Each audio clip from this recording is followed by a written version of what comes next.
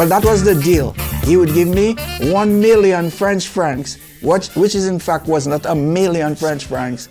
It was the old rate for, which was good, probably it was 10,000 French francs or something. For one album, I had agreed. And when I told him, well, the only album that I'm willing to give you is one in English, he said, okay, let's compromise. Give me a Creole album and I'll give you another million. I said, well, of course. Which way is the right way? It's the way I planned for me. Well, my name is Gordon Henderson, and I come from an island called Dominica. That's where I was born. That's where I grew up to probably age 20. And I've lived abroad ever since.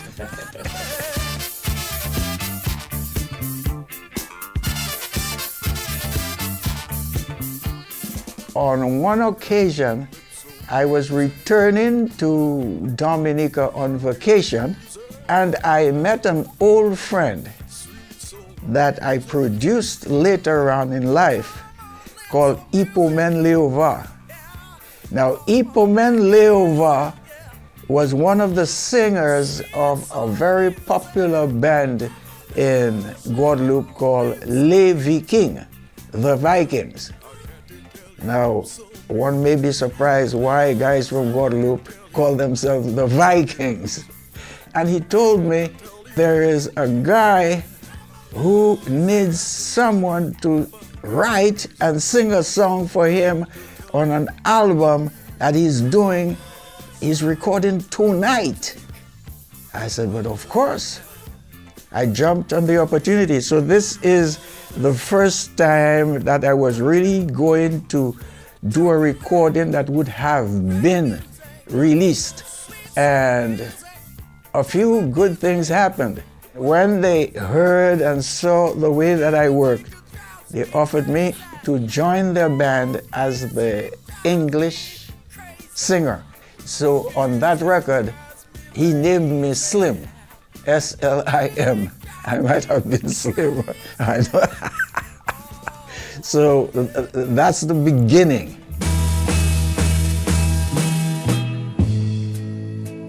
Love is tender.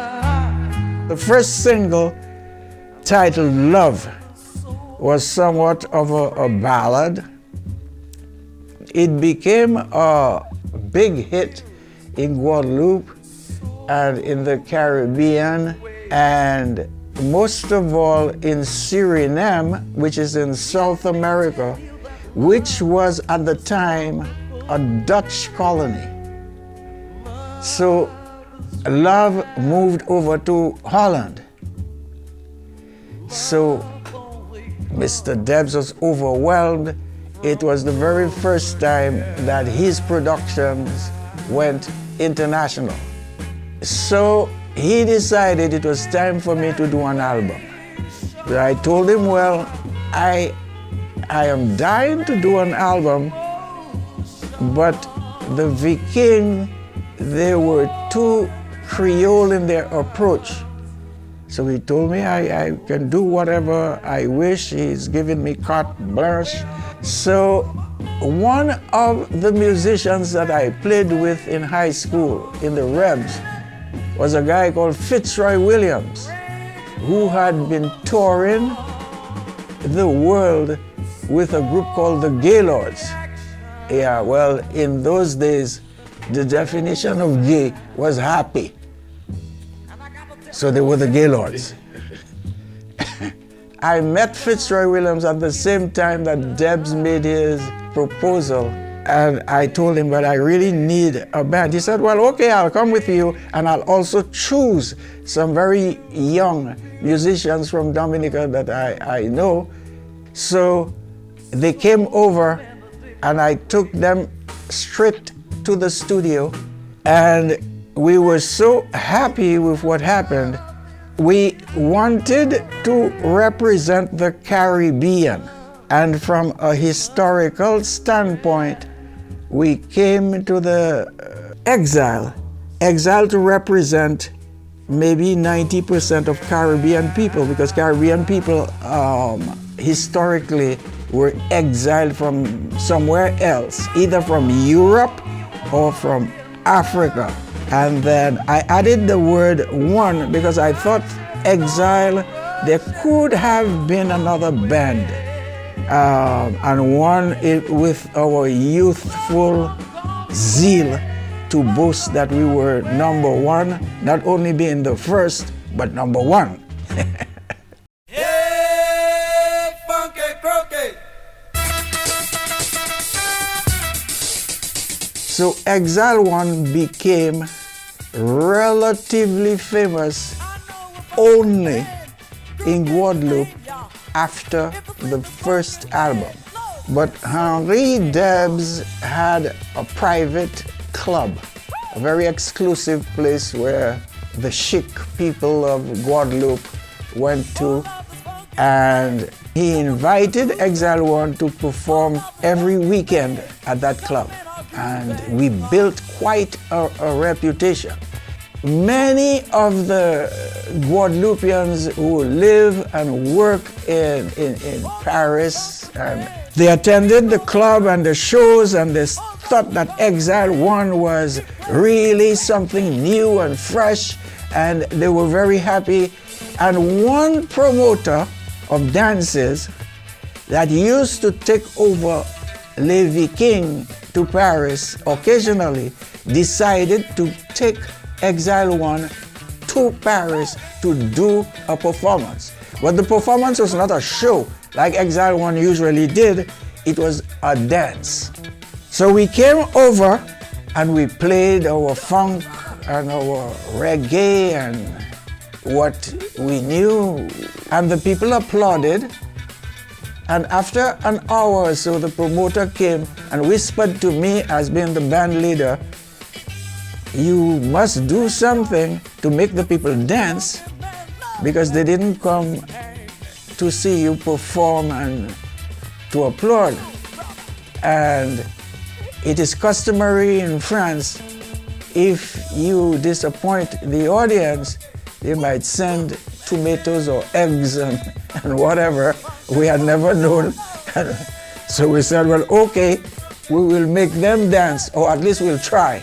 At this time, there is one dominant dance music pattern in the French West Indies, Martinique, Guadeloupe, or even in French Guyana. It is the music of Haiti. And we found it both boring and fascinating. Boring because most of the songs were of two chords, but fascinating because we couldn't understand how people were so hooked to such repetition. We found that out later. I remember reading the Beatles went to India and studied from Ravi Shankar, I think, of all this repetition, and they wrote a song, "All we are saying is give love a chance," and repetition, and the way that repetition has an effect on the human mind. So I told the guys on stage, we're back to the dance, let us just review our repertoire, the same thing. We will not put an abundance of chords, as is typical in calypso that we grew up, just two chords, very simple for the bass player. Boom, boom, boom, boom, boom, boom, boom, boom.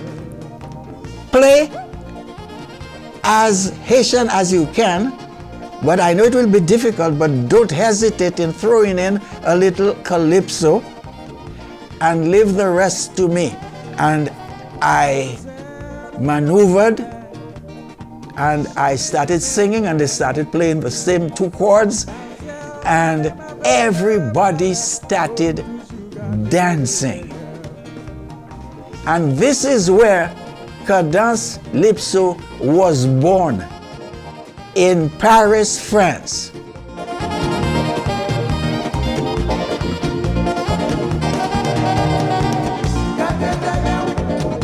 So we played and the people didn't want us to stop, and they didn't know or realize that we just invented something that would become historical and historic. So this is an important part of the Cadence Lypso story.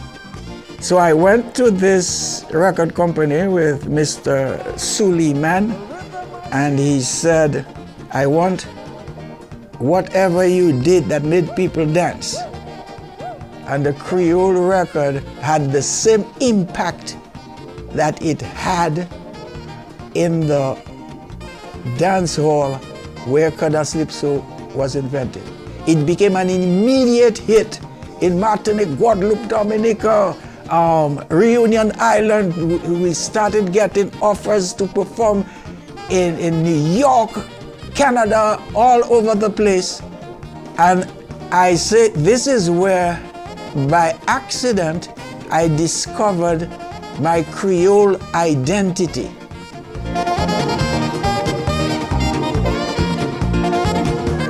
It sold over 70, according to Billboard magazine, because Billboard magazine was curious and they did an article.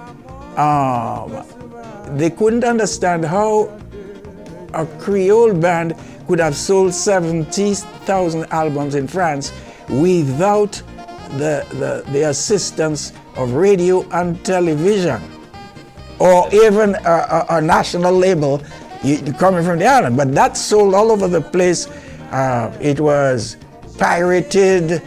I saw many different versions with pictures of myself on it that I had never known, but which helped. The piracy helped because we toured all over the place. And so this was the consolidation of Cadence Lypso as a genre. So the music became number one on the dance floor at the time.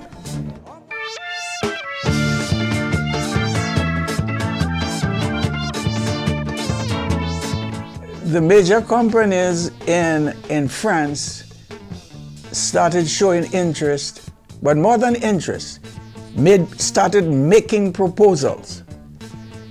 So we went to Barclay. Now Eddie Barclay was very flamboyant, known not only as the first one to bring the vinyl to France. He had quite a history, flamboyant parties all over the place, Paris and Saint-Tropez, which served us very well because we played in some of the best clubs along with famous bands at the time, Kool and the Gang and that sort of thing. So we signed on the Barclay label, being the first Creole band from the Antilles to sign on a major record label.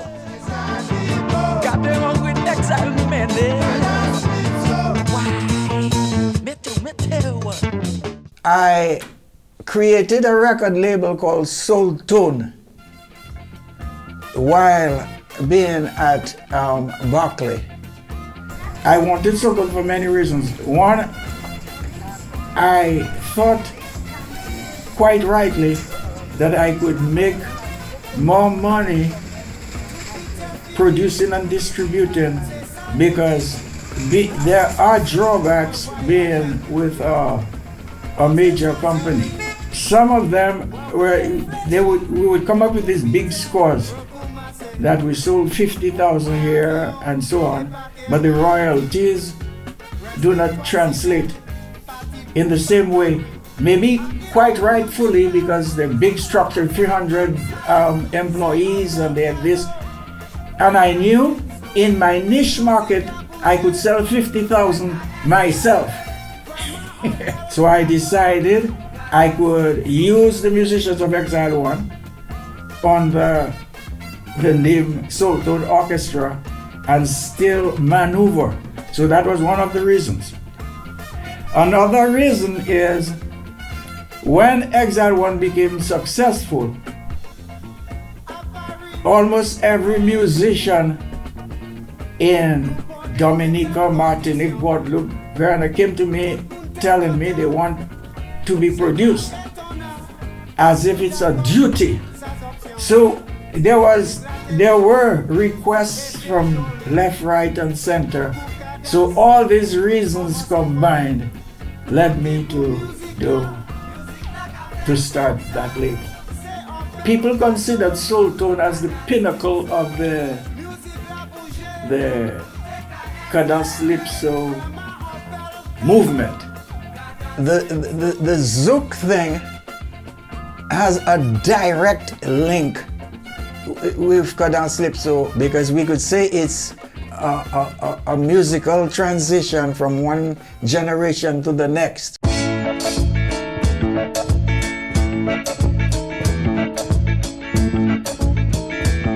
And among the artists that I produced was a young lady called Ophelia. Mark Murray and I were schoolmates. So he's the one who sent me a demo asking me to produce his wife. He had just gotten married. I didn't even listen to the demo. I just wanted to please my friend. I didn't listen to the demo, but I knew that she could sing because I'd heard of her before. She came with her own compositions. She did a very good job. Her impact was immediate. When people heard the record, they said, yes, I want one.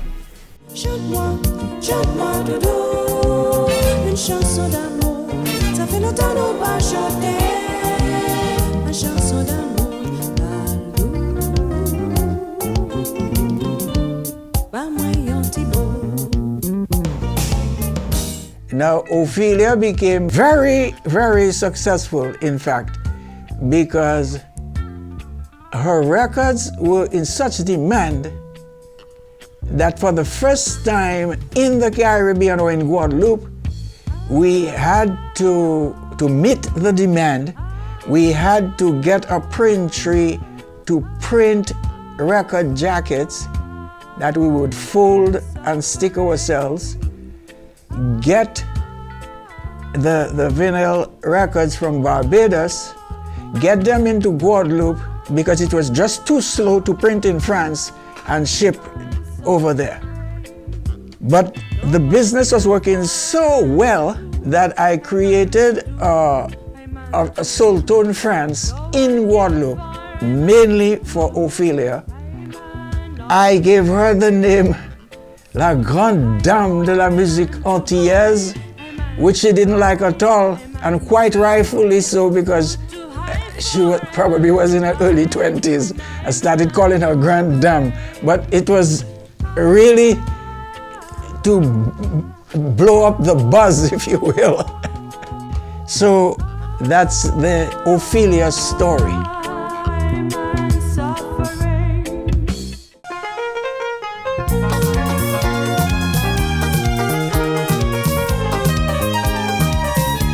Well, Tabala is another strange story. It came out in the heyday of Kassav as a band touring Africa, and probably in the history, I say probably, but I'm almost sure that in the history of Creole music, it was the first time that a Creole band would have toured so many African countries in a big way. In the Caribbean or in Africa, it's always a stadium. It's always a big affair. We're talking about 10, 20, 30, 40, 50, whatever, thousand people. So Kassav was doing that in a big way, and it didn't look like it was going to stop. So I had a business partner called Jean-Claude Courant. Now, Jean-Claude Courant thought that this Kassav phenomenon could be challenged. So it is behind that backdrop that Jean-Claude Courant decided to make his own Kassav, Tabala. I wasn't very convinced, but I had invested in the company, so I went along with it. I went to the studio. He selected a number of artists from all over the place, tried to make it a little bit broader than Kassav, get different artists that would be able to be impactful in Africa. So we recorded album after album after album, then put together a band to tour Africa. I was very doubtful. I didn't go. They went, they toured. They had a certain level of success, but it didn't do what Jean-Claude Courant thought it would do. But the albums were not distributed as they should have been, because probably this is what should have been done to mobilize the audience. So there's a lot of good music that has remained in the vaults, so to speak. So this is why it is a great idea. We are in a period, because of the change of the way that music is distributed and the industry, that it has become very, very important to look at back catalogs and release with modern techniques. And who knows, probably this is why they say everything has a purpose, right?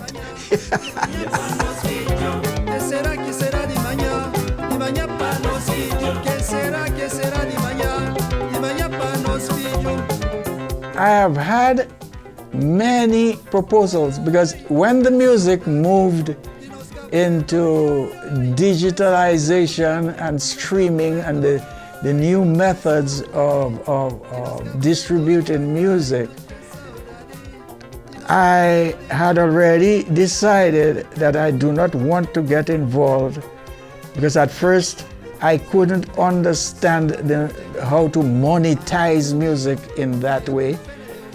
And most of the proposals that I've had on back catalog were mainly to do vinyl, because there is a growing market on vinyl. I did that with probably 2 or 3 titles, not albums, because usually it's for small quantities, 300 to 500, and for a year, a contract for 1 year, and so on. But to do it from a commercial standpoint, I always hoped for the day where a company would want to do it and do the entire back catalog. And I think that there is where interest can be sparked, not only for music lovers, but for reasons of history and patrimony and that sort of thing. So it finally happened in 2024.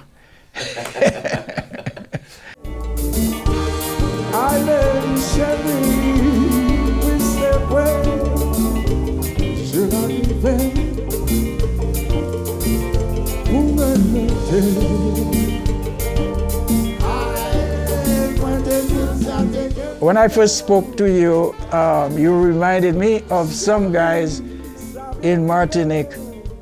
As a matter of fact, they have a club, and they digitize everything that they love. You know, they've invited me on numerous occasions to come over when they have their club meetings and to listen to the quality of this. I've never had a chance to do it, but they are not involved in the business of music. So your company is the first one that's involved in the business of music. So I said, well, I don't think we can consider this a back catalog when you will be over with treating everything. It becomes a renaissance. It's something new, and that was my main inspiration.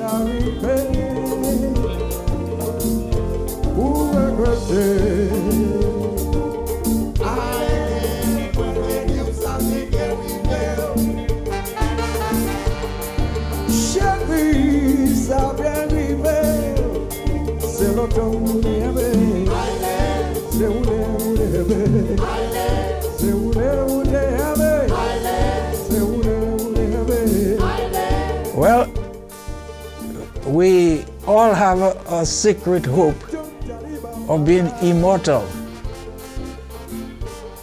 I am very curious about religion, and I notice that most religions claim that after death, we will continue. So some people may be agnostic, but this is a way to ensure continuity after what we could safely call death. The music had died. So this is a resurrection. Well, I didn't want to hurt anybody with religious beliefs. So if we're going to have a nice time after death, I'm your man.